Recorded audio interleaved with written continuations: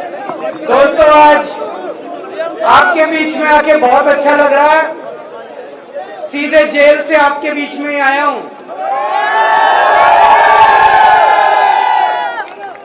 और पेवा में मेरी खास रिश्तेदारी है। मैं बताता हूं कैसे। मेरा छोटा भाई है, उसका नाम है सरदार भगवंत सिंह मान, पंजाब का मुख्यमंत्री। वो मेरा छोटा भाई है, भाई से भी ज्यादा है। उसका ससुराल पेवा में है। उनके ससुर यहाँ पे आए हुए हैं, सरदार इंद्रजीत सिंह जी। वो भी हमारे साथ ही थे, होटल में किसी गाड़ी में बैठे होंगे। मैं भी आने से पहले भगवंत मान से ही बात कर रहा था।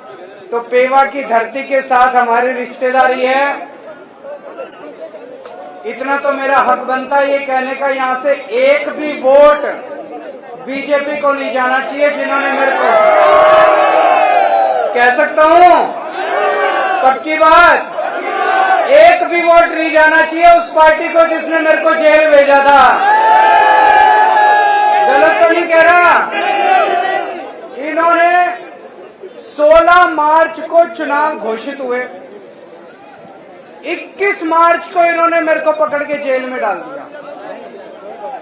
इसका मतलब ये चाहते थे केजरीवाल को चुनाव प्रचार नहीं करने देना। डरते हैं केजरीवाल से। इसका मतलब मैं सोच रहा था, मैं एक छोटा सा आदमी, हमारी छोटी सी पार्टी है 2 राज्यों में, मेरे को इन्होंने जेल में क्यों डाला? मेरा कसूर क्या है? मेरा कसूर ये है, मैंने दिल्ली में गरीबों के बच्चों के स्कूल अच्छे कर दिए, सरकारी स्कूल अच्छे बना दिए। गरीबों के बच्चों के लिए अच्छी पढ़ाई का इंतजाम कर दिया। अभी कल नतीजे आए हैं 10वीं और 12वीं के। दिल्ली के स्कूलों के, सरकारी स्कूलों के पूरे देश में सबसे अच्छे नतीजे दिल्ली के अंदर आए हैं। मेरा ये कसूर है। मेरा कसूर है, पहले दिल्ली में लंबे लंबे पावर कट लगते थे, 10-10 घंटे बिजली नहीं आया करती थी। अब पिछले 5 साल से जब से हमारी सरकार बनी है, 24 घंटे बिजली आती है और फ्री बिजली आती है। ये मेरा कसूर है। मेरा कसूर है, मैंने दिल्ली वालों के लिए मोहल्ला क्लिनिक बना दिए, शानदार सरकारी अस्पताल बना दिए, सबका इलाज मुफ्त कर दिया। ये मेरा कसूर है। और सोचो दोस्तों, जब मैं जेल गया, दिल्ली वालों की मैंने सारी दवाइयां मुफ्त कर दी। लेकिन जब मैं जेल गया, मेरे को इन्होंने 15 दिन तक शुगर की बीमारी की। मैं शुगर का मरीज हूं जी, शुगर का मरीज हूं। इंसुलिन लेता हूं डेली 52 यूनिट। जब मैं तिहाड़ जेल में था, इन लोगों ने मेरे को इंसुलिन बंद कर दी। 15 दिन तक इंसुलिन नहीं दी। मेरी 300 पहुंच गई, 350 पहुंच गई शुगर। मैंने इनको कहा मेरा लीवर खराब हो जाएगा, किडनी खराब हो जाएगी। ऐसा इन्होंने मेरे साथ सलूक करा। ये मेरा कसूर है। मेरा कसूर है, अब दिल्ली की हर महिला को 1000-1000 रुपए हर महीने उसके बैंक अकाउंट में दिया करूंगा। ये मेरा कसूर है भाई।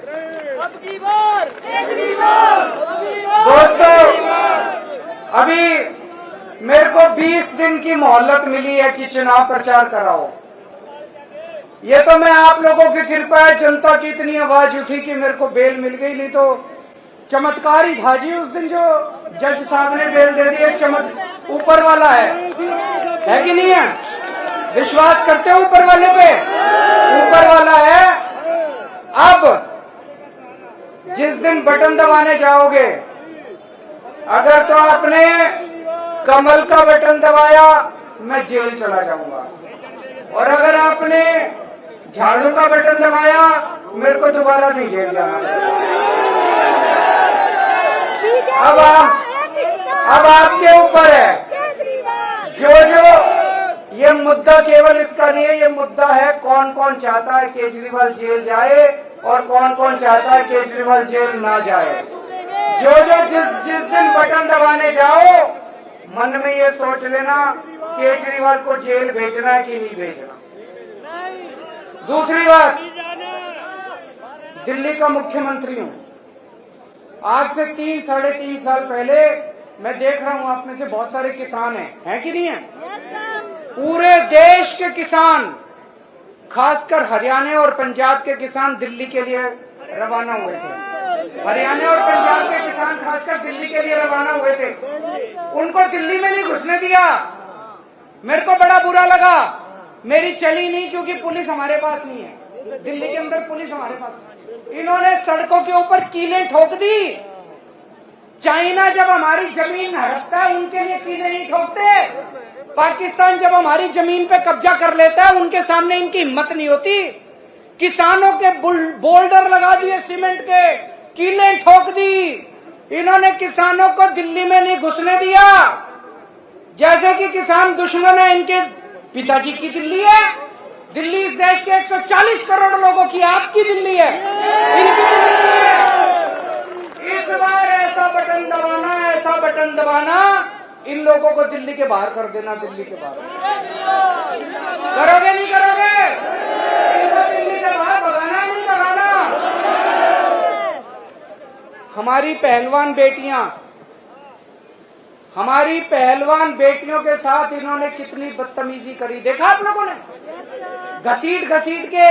और जिस आदमी ने हमारी बेटियों के साथ बदतमीजी करी, जिसने उनके सम्मान पे हाथ डाला, उसके बेटे को टिकट दे दी इन्होंने। तो एक तरह से सारे हरियाणा के लोगों को ये अंगूठा दिखा रहे हैं, जो करना है कर लो, इस बार करके दिखा देना इनको।